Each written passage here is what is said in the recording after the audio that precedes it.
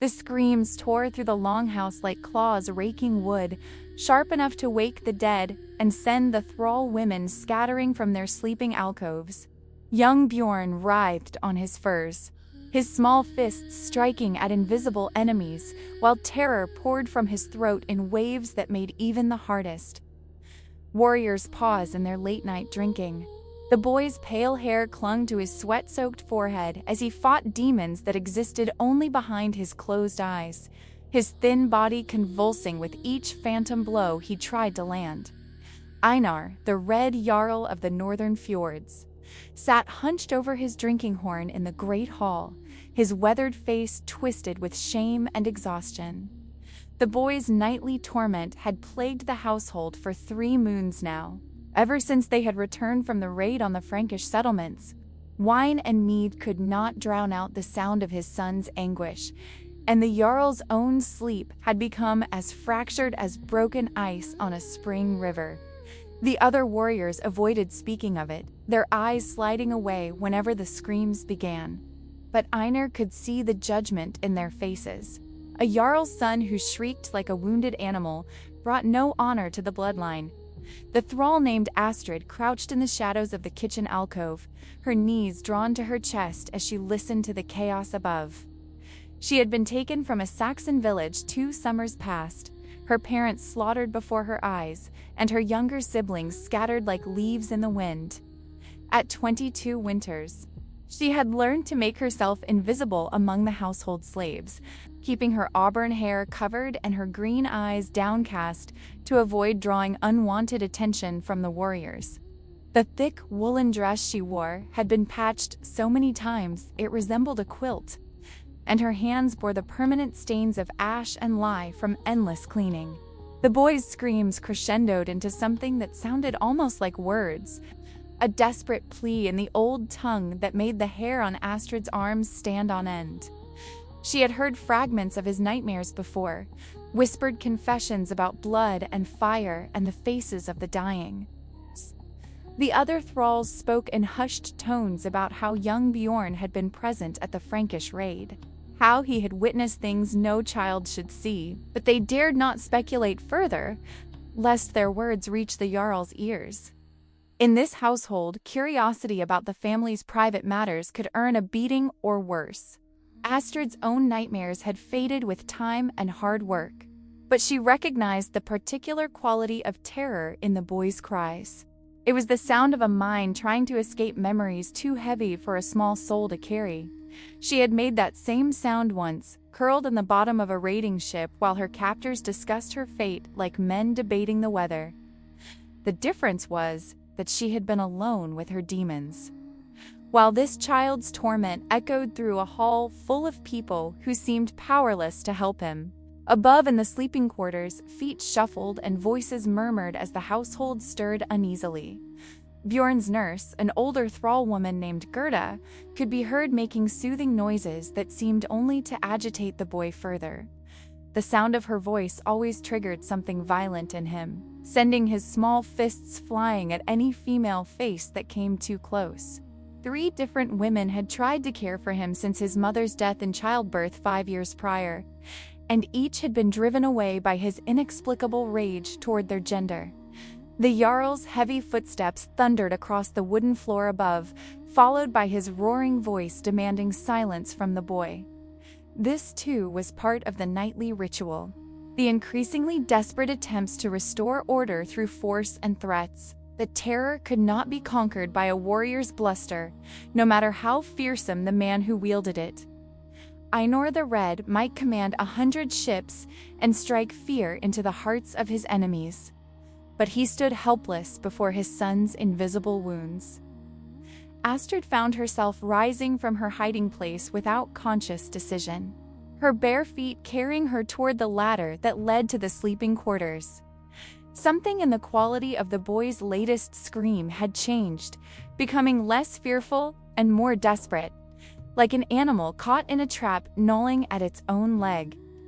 The other thralls watched her with wide eyes, but made no move to stop her. They had learned long ago that intervention in the family's affairs was not their place.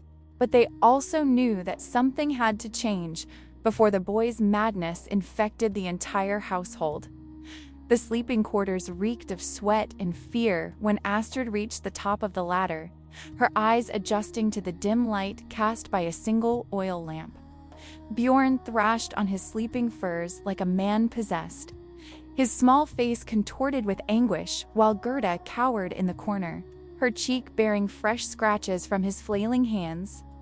The jarl stood over his son with clenched fists, his own face a mask of frustrated rage and paternal helplessness.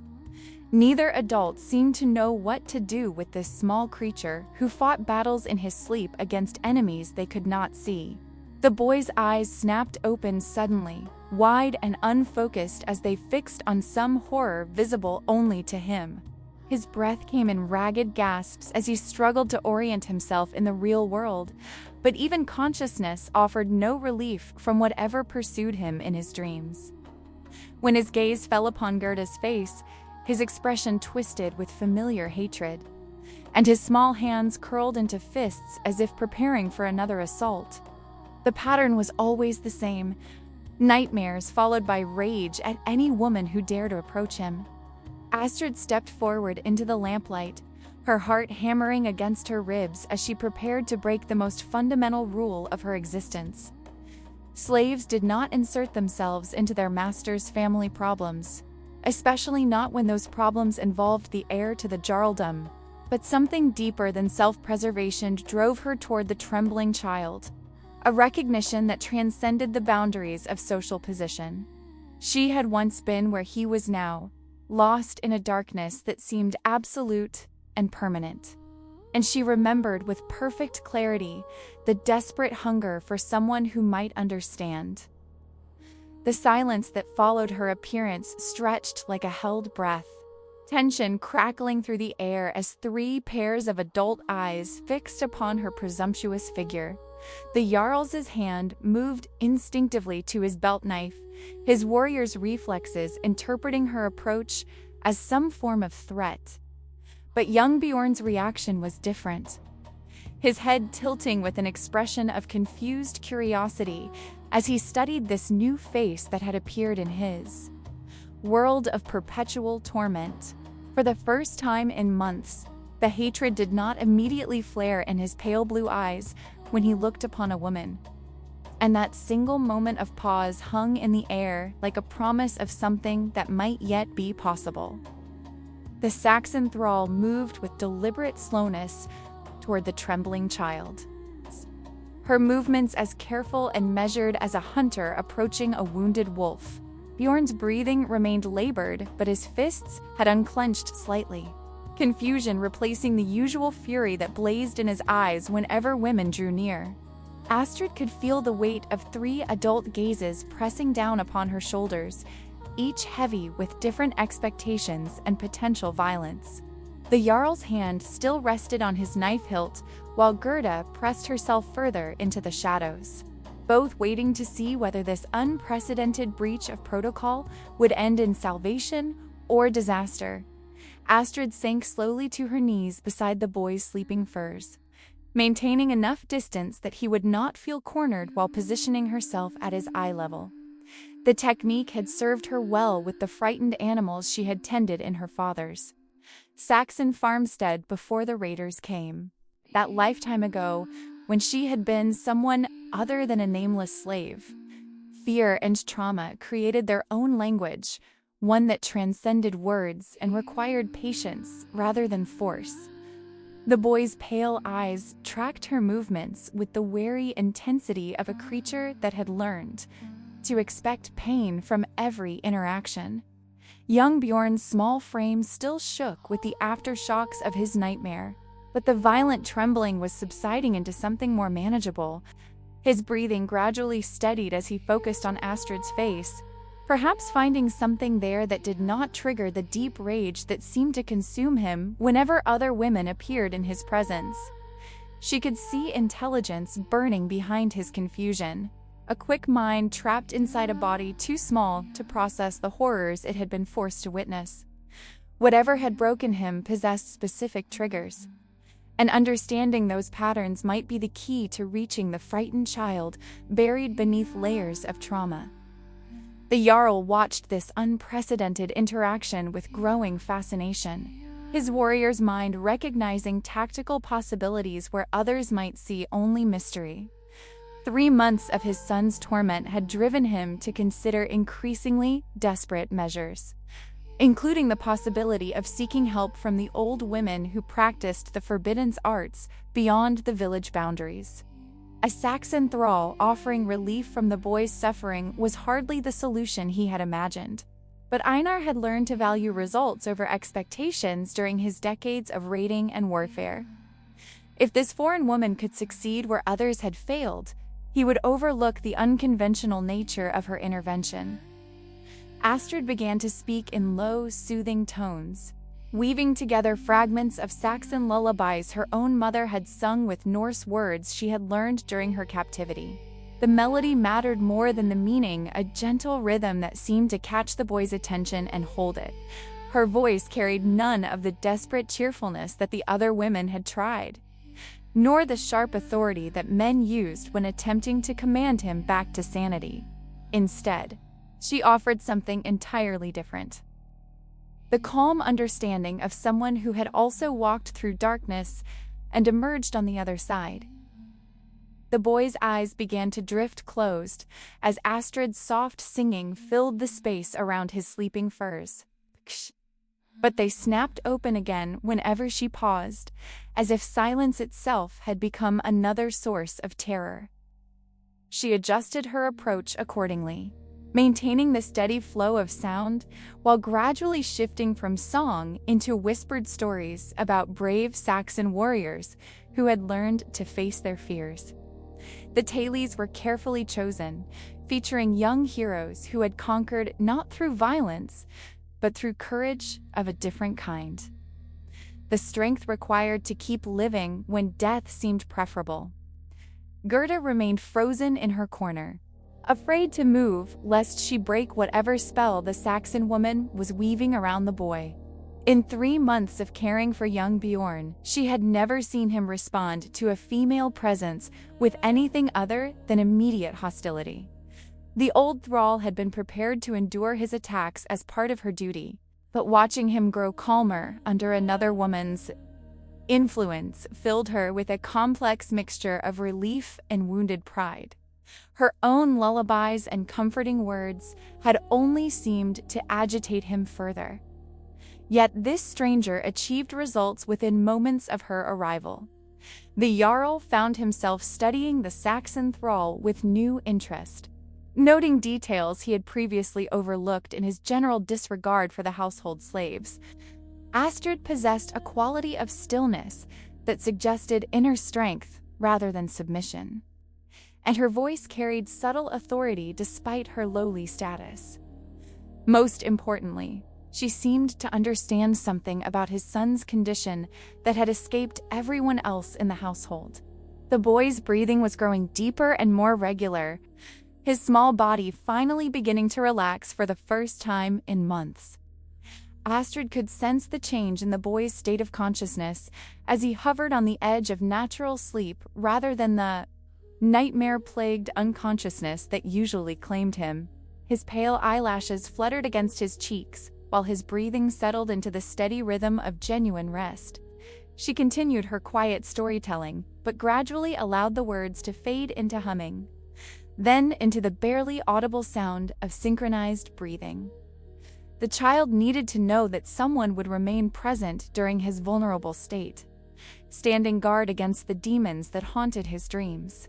The transformation in the sleeping quarters was palpable as young Bjorn finally surrendered to peaceful slumber, his small face relaxing into an expression of innocence that reminded everyone present that he was still just a child, despite the adult horrors he had witnessed. The jarl released his grip on his knife for the first time since entering the room, his shoulders sagging with exhaustion as months of accumulated tension began to drain from his powerful frame. For the first time since returning from the Frankish raids, genuine quiet settled over the household like a blessing from the gods themselves. Astrid remained motionless beside the sleeping boy, her presence serving as an anchor in case his dreams began to turn dark again. She had learned during her own healing process that peace was often fragile and easily shattered, requiring constant vigilance until new patterns could establish themselves in a traumatized mind. The jarl and Gerda watched this vigil with growing amazement, finally witnessing someone who seemed to understand the delicate nature of the boy's recovery. The child slept on, his breathing deep and even, while the Saxon thrall maintained her protective watch through the long hours of the northern night. Dawn crept through the smoke hole of the longhouse like a cautious animal, casting pale fingers of light across the sleeping quarters where Astrid still maintained her vigil beside young Bjorn. The boy had slept through the entire night without screaming. The first peaceful rest he had enjoyed since the household's return from the Frankish territories. His small chest rose and fell with the steady rhythm of natural slumber, while his face bore an expression of innocent tranquility that seemed to subtract years from his age. The Saxon thrall had not moved from her position, her back aching from the long watch, but her attention still focused on the child's breathing patterns. Einar the Red studied this remarkable scene from the doorway, his weathered features displaying a mixture of gratitude and calculation that reflected his nature as both father and political leader. The sight of his son sleeping peacefully filled him with relief so profound it was almost painful. But his mind was already working through the implications of this unexpected development. A Saxon slave had succeeded where free Norse women had failed, creating a situation that challenged the natural order of his household, while potentially offering the first hope for his heir's recovery. The other members of the household moved through their morning routines with unusual quiet, instinctively preserving the peace that had finally settled over the longhouse.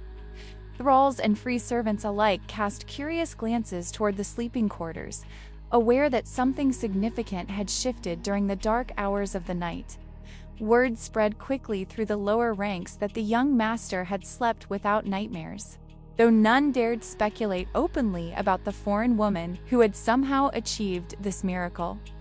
Such gossip could be dangerous in a household where the jarl's moods were as unpredictable as northern storms. Astrid felt the boy beginning to stir as the sunlight strengthened, his eyelids fluttering as consciousness slowly returned to his small body. She remained perfectly still, allowing him to emerge from sleep at his own pace while maintaining her protective presence. Young Bjorn's eyes opened gradually, focusing first on the familiar ceiling beams before turning toward the source of the quiet breathing beside him.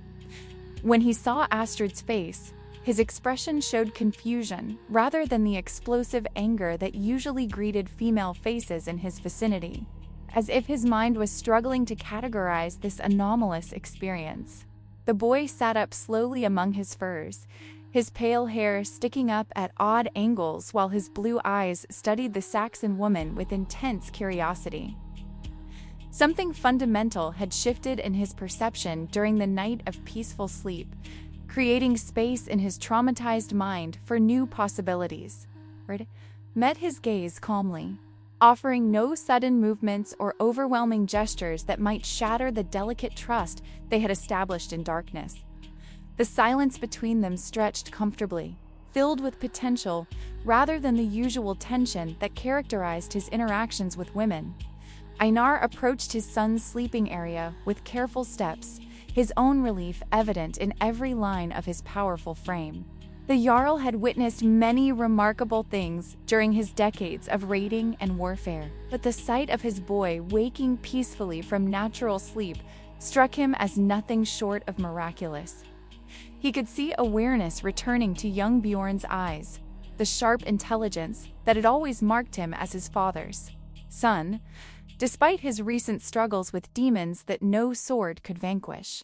The child looked between Astrid and his father with growing comprehension, perhaps beginning to understand that the previous night had been different from the months of terror that preceded it. The boy's voice emerged as barely a whisper when he finally spoke, his words directed toward Astrid with a formality that seemed strange coming from such a young throat. He thanked her for staying through the darkness, his Saxon vocabulary halting but earnest as he struggled to express concepts that stretched beyond his limited understanding of both language and human relationships. The effort itself was remarkable, considering that he had barely spoken to anyone since the nightmares began, communicating primarily through screams and violence rather than words. Astrid responded in kind, mixing Norse and Saxon phrases in a way that seemed to comfort the boy while acknowledging his attempt at communication. She explained that she too had once suffered from dark dreams, that the experience of surviving such trials created bonds between people that transcended normal social boundaries. Her words were carefully chosen to validate his experience without overwhelming him with adult concepts, offering the simple truth that he was not alone in having endured things too heavy for a young mind to carry. The jarl listened to this exchange with growing fascination, recognizing the delicate skill with which the Saxon woman navigated the complex territory of his son's emotional state. Most adults seemed to approach the boy with either excessive sympathy or frustrated impatience. But Astrid offered something entirely different, the matter-of-fact acknowledgement of shared experience. She spoke to young Bjorn as one survivor to another, creating a foundation for trust that had nothing to do with traditional authority structures or social hierarchies. As the morning progressed, the boy remained close to Astrid's side while she began her daily duties, following her through the longhouse like a small shadow seeking protection from invisible threats. His behavior represented a complete reversal of his previous patterns, trading violent rejection of female presence for an almost desperate need to remain within reach of this particular woman. The other household members watched this development with amazement, uncertain how to interpret such a dramatic change in the young master's temperament. Astrid accepted the boy's constant presence with characteristic calm, adjusting her work patterns to accommodate his need for proximity while teaching him simple tasks that might help rebuild his confidence in normal activities. She showed him how to sort herbs for the kitchen fires, how to mend tears in woolen cloth, how to tend the small animals that provided eggs and milk for the household. Each task was chosen to be manageable for small hands while providing opportunities for quiet conversation and gradual healing. The other thralls observed this unprecedented partnership with mixed emotions, some grateful that the household's nightly torment had finally ended while others worried about the implications of a slave woman achieving such influence over the jarl's heir. Astrid's elevated status remained unofficial and potentially temporary, dependent entirely on her continued success in managing the boy's condition. They all understood that failure could result in far more serious consequences than simple dismissal from her duties. Yet none could deny that she had accomplished something remarkable in the space of a single night. 3 weeks into this new arrangement, the fragile peace of the longhouse was shattered by an unexpected visitor who arrived with the morning fog clinging to his travel-worn cloak. Harold Ironarm, the Yard's younger brother, had returned from his own raiding expedition with a company of battle-hardened warriors and a ship loaded with Frankish silver. His booming voice filled the great hall as he regaled the household with tales of conquest and plunder. But his jovial mood darkened considerably when he learned of the dramatic changes that had taken place in his absence. The sight of his nephew following a Saxon thrall like an obedient puppy struck him as both unnatural and potentially dangerous to the boy's development as a future leader. Harold's weathered face twisted with disapproval as he watched young Bjorn helping Astrid prepare the evening meal, his small hands carefully measuring herbs under her patient guidance. The boy's obvious contentment in the woman's presence offended every principle. Harold held about proper Norse child-rearing, which emphasized early exposure to masculine pursuits and the gradual elimination of feminine influence from a warrior's education. He saw weakness where others might observe healing, viewing the boy's attachment to a foreign slave as evidence of contamination rather than recovery from trauma. The confrontation erupted during the evening feast when Harold publicly questioned his brother's judgment in allowing a Saxon woman to exert such influence over the future heir to their lands. His words carried the weight of genuine concern mixed with personal ambition, as Harold's own sons stood to inherit if young Bjorn proved unfit to rule. The accusation struck at Einar's deepest fears about his son's fitness for leadership, suggesting that peaceful sleep achieved through dependence on a thrall woman represented a different kind of weakness than the previous nightmares and rage. Einar found himself caught between gratitude for his son's improved condition and growing pressure from his brother's legitimate concerns about the boy's proper development. The jarl's position depended partly on the respect of his peers, and Harold's criticisms echoed doubts that other warriors might harbor about a young lord who sought comfort from a female slave rather than demonstrating the independence expected of future leaders. The political implications of the situation grew more complex as Harold's men added their own observations about the unusual household dynamics they had witnessed. Young Bjorn sensed the shifting tensions in the Great Hall, even if he could not fully understand their source. His newly developed instincts for emotional undercurrents warning him that something threatened his recently discovered sense of security. The boy moved closer to Astrid during the evening meal, his small hand finding hers under the table while his pale eyes darted between his father and uncle with growing anxiety. The familiar stirrings of panic began to flutter in his chest as he recognized the potential for loss. Remembering other times when adults had argued about his fate while he remained powerless to influence the outcome, Astrid felt the child's distress through their connected hands and adjusted her own behavior accordingly, maintaining outward calm while internally preparing for the possibility that this period of stability was about to end. She had always known that her position remained precarious, dependent entirely on the jarl's continued satisfaction with her ability to manage his son's condition. Harold's arrival represented the kind of external pressure that could easily destabilize the delicate balance they had achieved, forcing choices between political necessity and the boy's emotional welfare. The debate continued through several days as Harold marshaled additional arguments against the current arrangement, pointing out that the boy's dependence on a thrall woman made him appear weak to potential rivals and allies alike. He arranged for visiting warriors to observe young Bjorn's behavior, deliberately creating situations designed to highlight the child's unusual attachment to his Saxon caretaker. Each demonstration strengthened Harold's case that the arrangement damaged the boy's reputation and, by extension, threatened the family's political position in the increasingly complex web of northern alliances.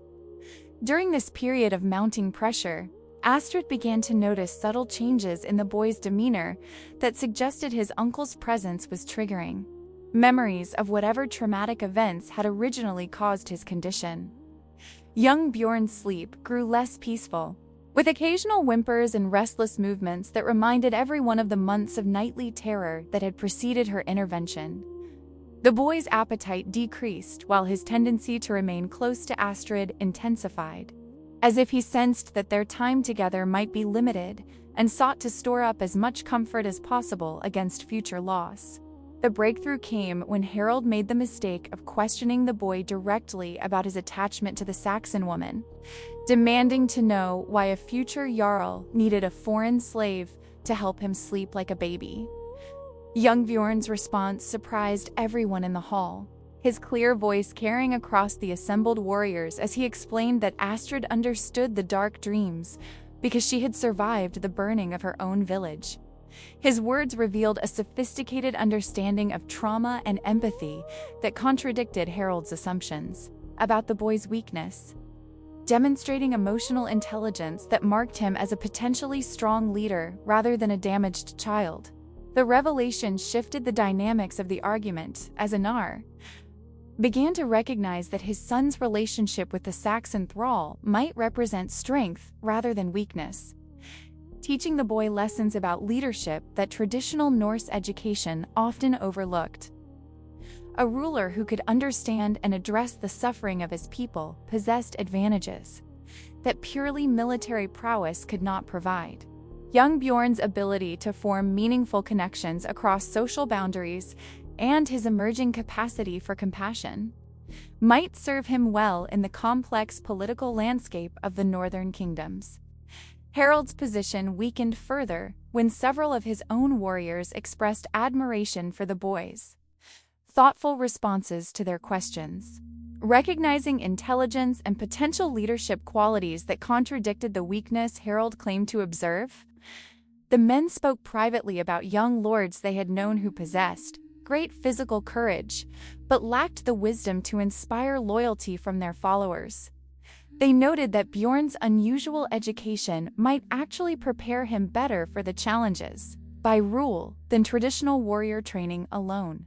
As the political tide shifted in favor of maintaining the current arrangement, Astrid felt the enormous weight of responsibility settling more firmly on her shoulders. The boy's future now depended partially on her continued ability to guide his development in ways that satisfied both his emotional needs and the political requirements of his position. She had somehow evolved from a nameless slave into a figure whose influence could shape the next generation of leadership, a transformation that brought both opportunity and terrible vulnerability. The knowledge that failure could mean not only her own destruction, but also the boy's return to his previous torment, made every decision feel weighted with consequences that stretched far beyond their immediate relationship. The crisis erupted with devastating suddenness during the autumn gathering when jarls from neighboring territories arrived to discuss winter alliances and trade agreements. Among the visiting dignitaries was Thorvald the Cruel, whose reputation for ruthlessness preceded him like the stench of carrion, and whose cold eyes immediately fixed upon young Bjorn with an interest that made Einar's blood run cold. The visiting jarl had come ostensibly to negotiate shipping rights through Einar's fjords. But his true purpose became clear when he began asking pointed questions about the boy's fitness to inherit such valuable territories. Harold's earlier criticisms had spread beyond the immediate household, creating vulnerabilities that enemies could exploit. Thorvald's observations about the boy's unusual dependence on a Saxon slave were delivered with the poisonous precision of a man who understood exactly how to wound his targets. He spoke loudly enough for other jarls to hear his concerns about a future leader who required foreign comfort to sleep peacefully, suggesting that such weakness might make the northern fjords vulnerable to external threats. His words carried implications about the need for stronger leadership in these territories, accompanied by meaningful glances toward his own grown sons, who possessed unquestionable warrior credentials. The political trap was springing with terrifying efficiency. Young Bjorn witnessed this public humiliation of his family with the sharp awareness that trauma had given him. Understanding far more about the implications than a child his age should possess, the sight of his father's jaw clenching with suppressed rage while being forced to endure these insults filled the boy with helpless fury that reminded him painfully of his own powerlessness during the Frankish raid. His small hands trembled with the effort of containing emotions too large for his slight frame, while his pale eyes sought Astrid's face across the crowded hall for the comfort that had become his anchor in storms of adult politics. The Saxon thrall felt the boy's distress like a physical blow, but she was powerless to intervene without making the situation worse for everyone involved. Her presence in the great hall during formal negotiations was already unprecedented, tolerated only because of young Bjorn's continued need for her proximity. Any attempt to comfort him publicly would provide additional ammunition for Thorvald's arguments about inappropriate influence, while abandoning the boy to face this crisis alone violated every protective instinct she had developed during their months together. She remained frozen in terrible indecision as the political machinery ground inexorably toward a conclusion she was powerless to prevent. Einar found himself fighting a losing battle as other jarls began to express their own concerns about leadership succession in the northern territories. Their words carefully diplomatic but clearly influenced by Thorvald's calculated provocations. The gathering consensus suggested that young Bjorn's unusual education had indeed created perception problems that could destabilize the region if left unaddressed. Several allies who had previously supported Einar's rule began to distance themselves from positions that might associate them with weakness, their political survival instincts overriding personal loyalty. The walls were closing in with the methodical precision of a well-executed military campaign. The final blow came when Harold chose this moment of maximum vulnerability to announce his own concerns about his nephew's fitness for eventual rule. His words carrying the weight of family authority as he reluctantly supported the visiting jarl's observations. Harold's betrayal was delivered with expressions of loving concern for the family's welfare, but everyone present understood the true implications of his statement. The boy's uncle was positioning himself as a more suitable guardian for the territories, using his brother's moment of weakness to advance his own political ambitions with devastating effectiveness. Young Bjorn's careful control finally shattered when he realized that even his own uncle was abandoning him to the wolves. His small voice rising above the adult conversations as he accused Harold of lying about his weakness. The boy's emotional outburst provided exactly the evidence. Thorvald needed to demonstrate his arguments about insufficient emotional control, while simultaneously breaking Einar's heart as he watched his son's desperate attempt to defend himself only make the situation worse. The child's words carried truth and courage, but truth and courage meant nothing in the face of overwhelming political pressure. The aftermath of the gathering left the household in turmoil as Einar struggled to find solutions that might preserve both his son's emotional welfare and his family's political position. The jarl's usual decisiveness had been paralyzed by the impossible choice between two forms of destruction, each path leading to unacceptable losses. Maintaining the current arrangement would invite continued political pressure that could eventually result in forced removal from power, while separating the boy from his source of stability risked triggering a return to the nightmares and violent episodes that had nearly destroyed the household months earlier. Astrid watched these developments with growing desperation as she realized that her time with young Bjorn was approaching its end regardless of her own preferences or the boy's needs. The political forces arrayed against their relationship possessed power that she had no ability to contest, leaving her with the terrible responsibility of preparing the child for another devastating loss. She began the heartbreaking process of gradually building his emotional independence, knowing that sudden separation would be more traumatic than careful preparation, but also understanding that time was running out faster than gradual adjustment could accommodate. The boy sensed the approaching separation with the heightened awareness that trauma had given him, his behavior becoming increasingly desperate as he sought to prevent another abandonment through sheer force of will. Young Bjorn began following Astrid even more closely than before, his small hands clutching at her dress whenever she moved beyond arm's reach, while his sleep grew troubled despite her continued presence. The child's regression toward his previous patterns of distress served as both heartbreaking evidence of his continued need for her and damaging proof that the critics were right about his excessive dependence. As winter settled over the fjords with its familiar mantle of ice and darkness, the household prepared for changes that would reshape every aspect of young Bjorn's existence. The boy's education was to be transferred to his uncle's more traditional methods, while Astrid would be reassigned to duties that kept her away from the family quarters entirely. The decision represented political necessity disguised as educational improvement. But everyone involved understood that they were witnessing the deliberate destruction of something precious for the sake of appearances and power. The only question remaining was whether the boy would survive the second trauma with enough of himself intact to eventually fulfill the destiny that his bloodline had mapped out for him. The night before the separation was to take effect. Young Bjorn lay in his furs while Astrid maintained her familiar vigil, both of them acutely aware that this would be their final evening together.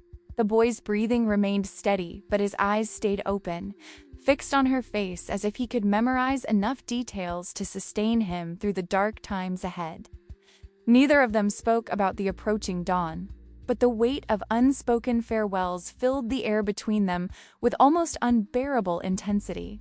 Outside the longhouse, winter wind howled through the bare trees like a lament for all the innocence that was about to be sacrificed on the altar of political expediency.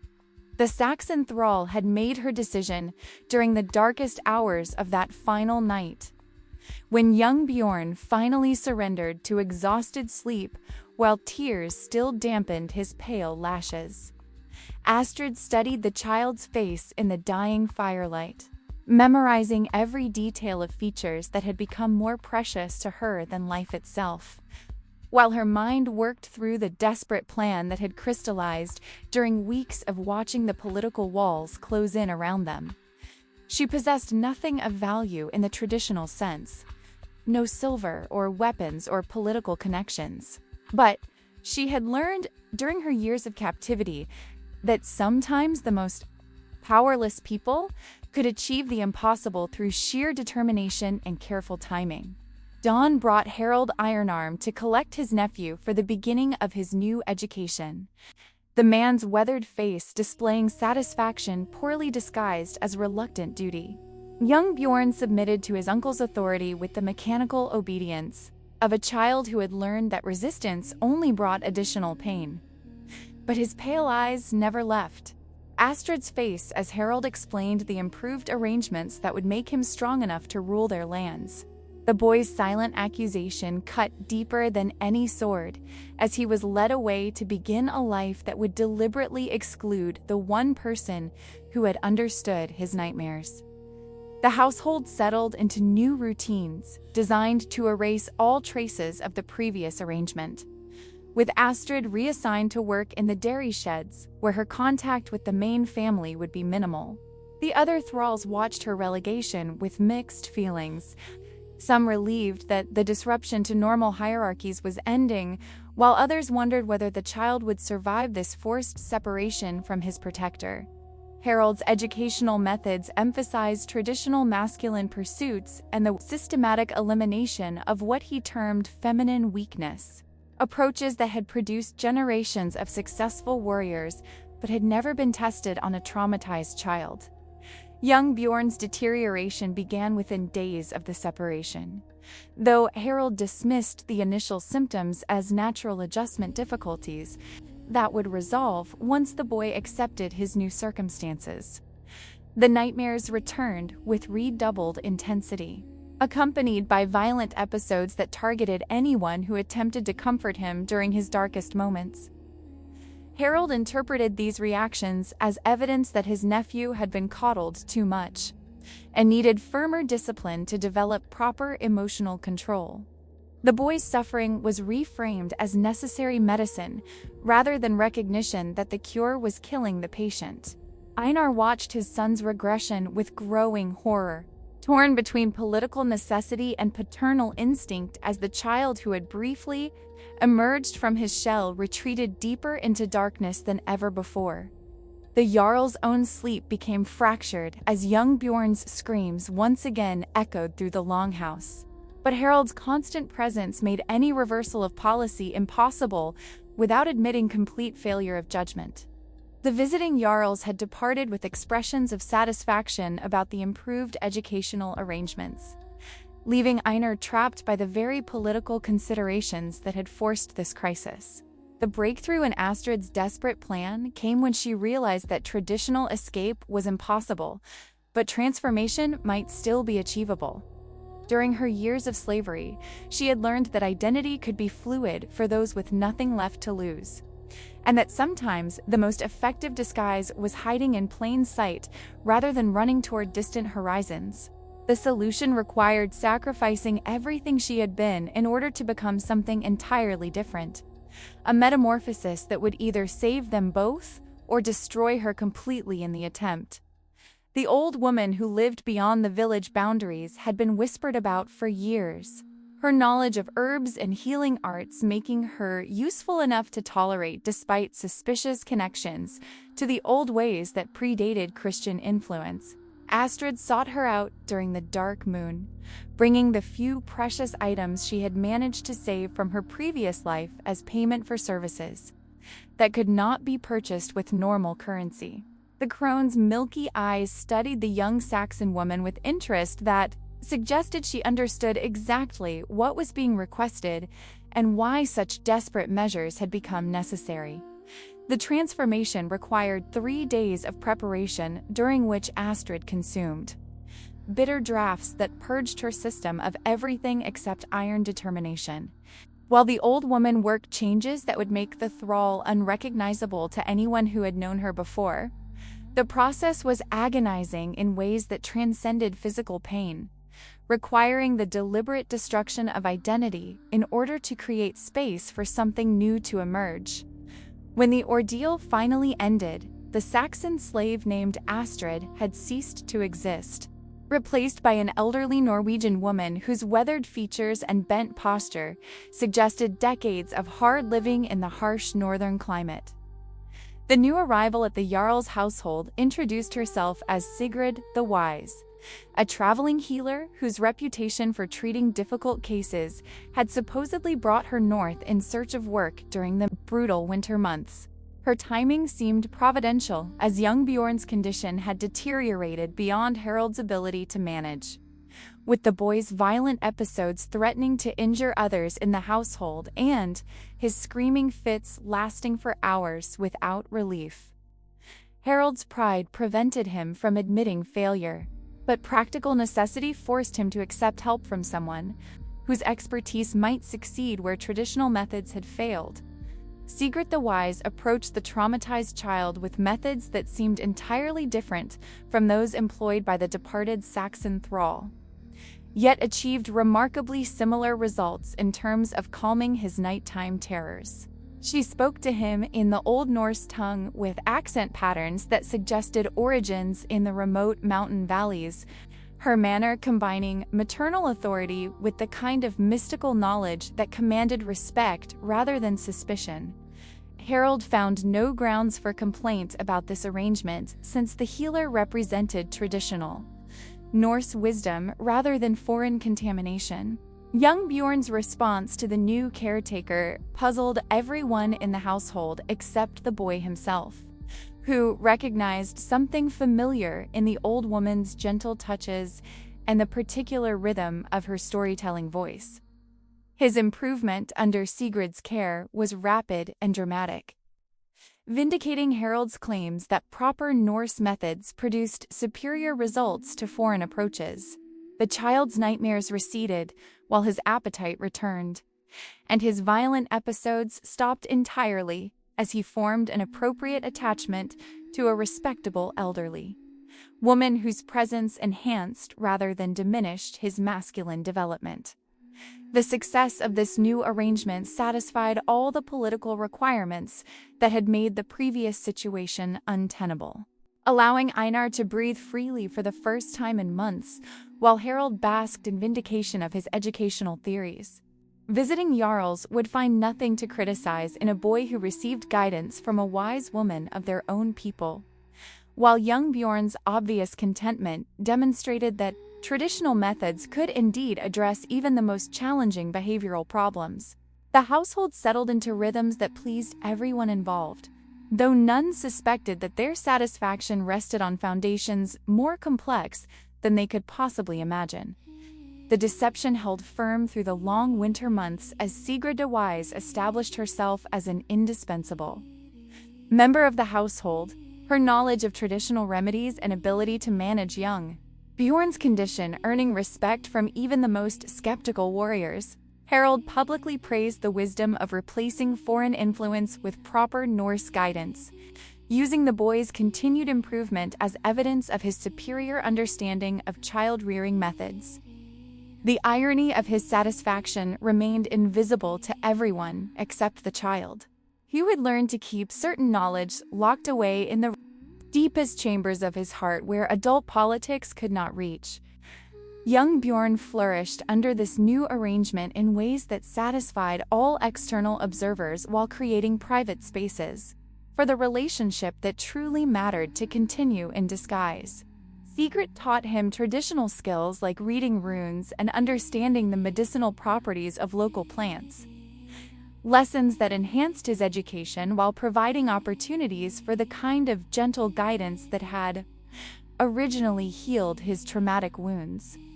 The boy's development proceeded along acceptable masculine lines while maintaining the emotional foundation that Astrid's presence had provided.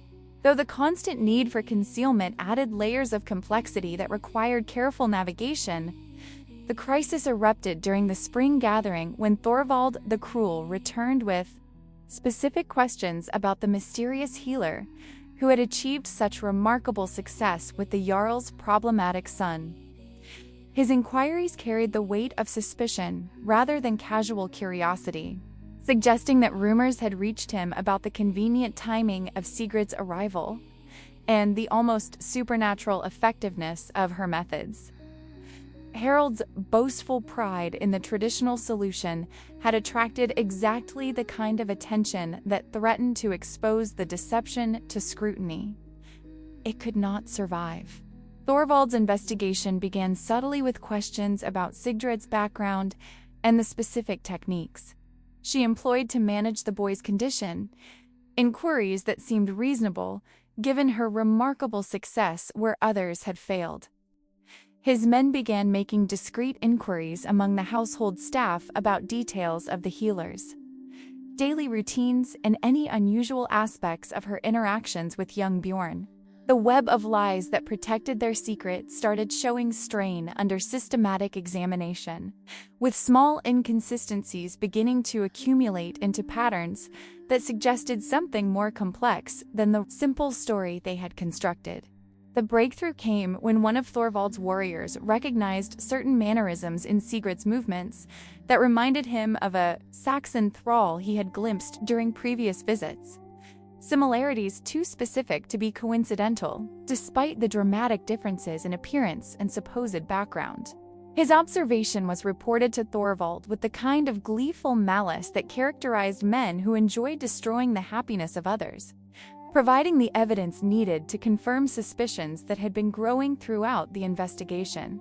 The trap was closing with the inexorable precision of a well-constructed military campaign. Einar received warning of the impending exposure from a loyal servant who had overheard Thorvald's men discussing their discoveries, giving him just enough time to understand the full scope of the disaster that was about to engulf his household. The revelation that his son's caretaker was actually the same Saxon thrall in elaborate disguise would validate every criticism that had been raised about his judgment while providing his enemies with ammunition for political attacks that could destroy his family's position entirely. The choice between protecting the deception and salvaging political damage left him paralyzed between unacceptable alternatives. Young Bjorn sensed the approaching catastrophe with the heightened awareness that trauma had given him, recognizing the familiar patterns of adult tension that preceded devastating changes in his world. The boy's behavior became increasingly agitated as he picked up on emotional undercurrents that warned of impending loss, while his desperate attempts to remain close to Sigrid revealed the depth of attachment that made this deception so dangerous to maintain. His obvious distress served as both heartbreaking evidence of his need for stability and damaging proof that the critics had been right about his excessive emotional dependence. The confrontation exploded during the evening feast when Thorvald publicly demanded that Sigrid demonstrate her traditional healing knowledge by performing certain rituals that any properly trained Norse-wise woman would know by instinct. His challenge was delivered with the false courtesy of a man who already knew the answer to the questions he was asking, creating a theatrical moment designed to maximum humiliation for everyone involved. The assembled jarls watched with predatory interest as the trap sprang, their allegiances shifting like wind patterns as they calculated which side offered the best opportunities for political advancement. Astrid faced the choice between maintaining her disguise through attempted deception that would certainly fail, or revealing the truth in a way that might salvage something from the disaster. Her decision came with the clarity that emerges in moments of absolute crisis, choosing honesty over futile lies as she allowed the false appearance to fall away like discarded clothing. The transformation was deliberately theatrical as she straightened from her assumed posture and spoke in her natural voice, revealing the Saxon thrall who had sacrificed everything to remain with the child who needed her protection. The revelation sent shockwaves through the assembled company as the full scope of the deception became clear, with implications that extended far beyond simple household management into questions of authority, judgment, and the fundamental nature of truth itself. Harold's face went white with rage as he realized how completely he had been deceived, while Einar struggled to process the mixture of admiration and terror inspired by such audacious determination. The boy's response was the most telling of all as he abandoned all pretense of proper behavior to throw himself into Astrid's arms, his desperate embrace revealing the emotional reality that politics had tried so hard to deny. Thorvald's triumph was complete as he watched his enemies destroy themselves through their own desperate choices, his cold laughter echoing through the suddenly silent hall while the other jarls calculated the implications of what they had witnessed. The scandal would spread throughout the northern territories within days, carrying with it questions about Einar's fitness for leadership and his family's worthiness to control such valuable resources. The political machinery was already grinding toward conclusions that would reshape the balance of power in ways that favored those who had remained free of such compromising associations. The immediate aftermath was chaos as Harold demanded Astrid's immediate execution for the deception, while young Bjorn's hysterical protests filled the air with desperate pleas that no adult present could grant, without destroying themselves politically. The boy's obvious attachment to the Saxon woman had been revealed in its full intensity, providing undeniable evidence of the emotional dependence that critics had always claimed represented fatal weakness in a future ruler. The very love that had healed his traumatic wounds was now being used as a weapon to destroy everything his family had built across generations of careful political maneuvering. The dawn that followed Thorvald's triumphant exposure brought with it the kind of gray northern light that leaches color from the world, casting everything in shades of ash and sorrow that matched the mood within the longhouse. Einar sat alone in his great chair while the other jarls prepared for their departure, their expressions carrying the satisfied weight of men who had witnessed a rival's downfall and calculated their own advantages accordingly. The political damage was irreversible, with Thorvald already making subtle claims about the need for more reliable leadership in the northern territories, while Harold wrestled with the implications of his own unwitting participation in the deception that had destroyed his family's reputation. Young Bjorn had been confined to his sleeping quarters under guard while the adults decided his fate, though his constant weeping could be heard throughout the longhouse despite their efforts to muffle the sound. The boy understood with terrible clarity that his attachment to Astrid had provided the weapon used to destroy everything his father had worked to build, guilt mixing with grief in proportions too heavy for a child to bear. His requests to see the Saxon woman were denied with increasing firmness as Harold attempted to begin the process of severing emotional bonds that should never have been allowed to form. Astrid had been chained in the storage shed that served as the household's makeshift prison, her wrists raw from iron shackles, while she waited for the execution that everyone agreed was the only appropriate response to such elaborate deception. The other thralls brought her water and scraps of food when the guards permitted, their faces showing the complex mixture of admiration and terror inspired by someone who had dared attempt the impossible and nearly succeeded. Her transformation back to ordinary appearance had been brutal in its completeness, stripping away the careful disguise to reveal a young woman whose courage far exceeded her circumstances. The unexpected reprieve came from a source none of the political players had anticipated. As word arrived that the High King himself was traveling north to investigate reports of unusual disturbances in the traditional order of succession. Einar's enemies had been too quick to celebrate their victory, forgetting that dramatic changes in local power structures required royal approval before they could be implemented permanently. The king's interest in the situation created a breathing space during which all parties would be forced to present their cases before neutral authority that transcended regional loyalties and personal grudges. Harold found his position particularly uncomfortable as the investigation began, since his role in the deception made him appear either complicit or incompetent, depending on which interpretation served his questioner's purposes. The brother, who had hoped to benefit from his nephew's disgrace, discovered that his own judgment was equally suspect, with uncomfortable questions about how an experienced warrior could be so thoroughly deceived by a foreign slave woman. His claims about superior traditional methods rang hollow when the results had been achieved through exactly the kind of unorthodox approach he had condemned. Young Bjorn's testimony became crucial to the investigation as the only witness who could speak to the actual effectiveness of Astrid's care versus the political concerns that had motivated the various adult interventions in his treatment. The boy's clear articulation of his experiences surprised everyone present, demonstrating the kind of emotional intelligence and analytical thinking that suggested genuine leadership potential rather than the weakness his critics had claimed to observe. His passionate defense of the woman who had healed his nightmares carried weight precisely because it came from someone with first-hand knowledge of both suffering and recovery. The High King's judgment reflected the pragmatic wisdom that had enabled him to maintain power in a region where political alliances shifted like sand dunes in coastal winds.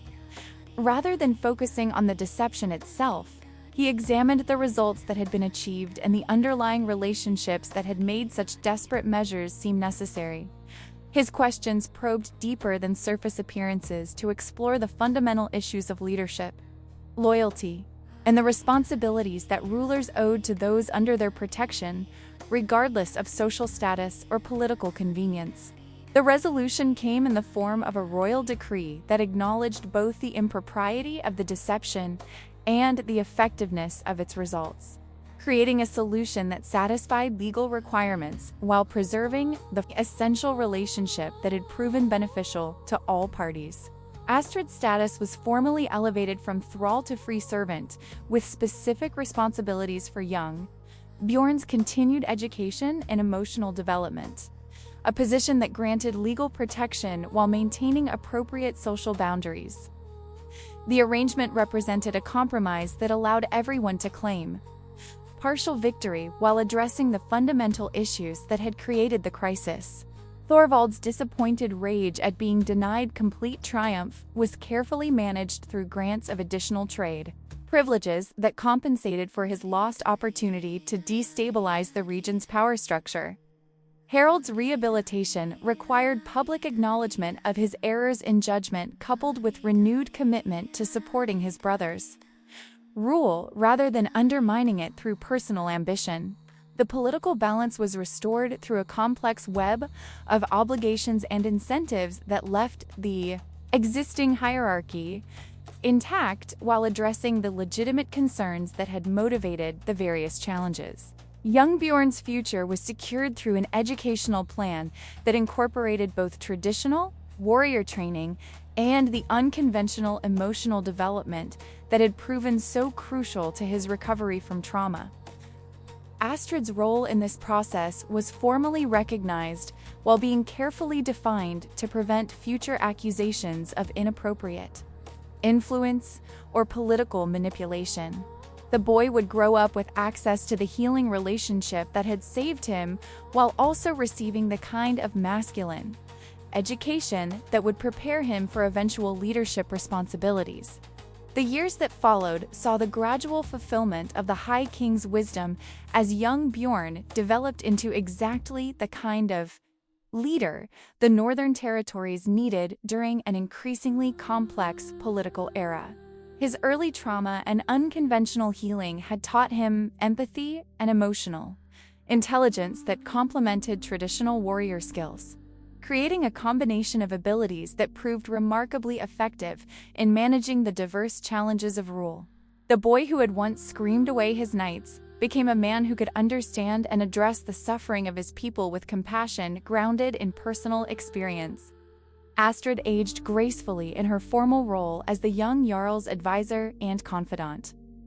Her status evolution from slave to respected counselor, representing one of the more remarkable transformations in the household's history. The love that had begun as a desperate child's need for maternal comfort matured into something deeper and more complex. A bond between two survivors who had found ways to heal each other's wounds while building something valuable from the wreckage of their individual tragedies. Their relationship became a model for others about the possibility of transcending social boundaries. Through genuine care and mutual respect, the longhouse that had once echoed with the sounds of nightmares and political tension gradually filled with different kinds of noise as young Bjorn established his own household and began raising children who would never know the particular terrors that had marked his own early years. Astrid's presence in their lives provided continuity and wisdom that helped shape the next generation of leadership, while ensuring that the lessons learned through trauma and recovery were passed down as valuable knowledge rather than shameful secrets. The story of their unlikely bond became part of the family's oral tradition, told with pride rather than embarrassment. When death finally claimed Einar the Red during a winter storm that raged for 3 days and nights, the transition of power proceeded smoothly under the watchful eyes of allies who had learned to trust young Bjorn's judgment through years of observing his careful and compassionate leadership style. The funeral pyre burned bright against the northern darkness, while the new jarl spoke words of remembrance that honored both his father's warrior legacy and the more complex lessons about healing and human connection that had shaped his own path to maturity. Astrid stood among the mourners as both servant and family member, her presence a testament to the enduring power of love that transcends conventional boundaries. The final image that lingered in the memories of all who witnessed those transformative years was of an elderly Saxon woman teaching young children to tend the herbs that grew wild along the fjord's rocky shores, her weathered hands guiding small fingers while she shared knowledge about healing that extended far beyond the physical realm. The girl who had once been enslaved and the boy who had once been broken by trauma had created something beautiful together, proving that even the most unlikely combinations could produce remarkable results when nurtured with patience, courage, and unwavering commitment to each other's welfare. Their story became part of the land's enduring legacy, carried forward through generations as evidence that healing was always possible for those brave enough to reach across the distances that divided them.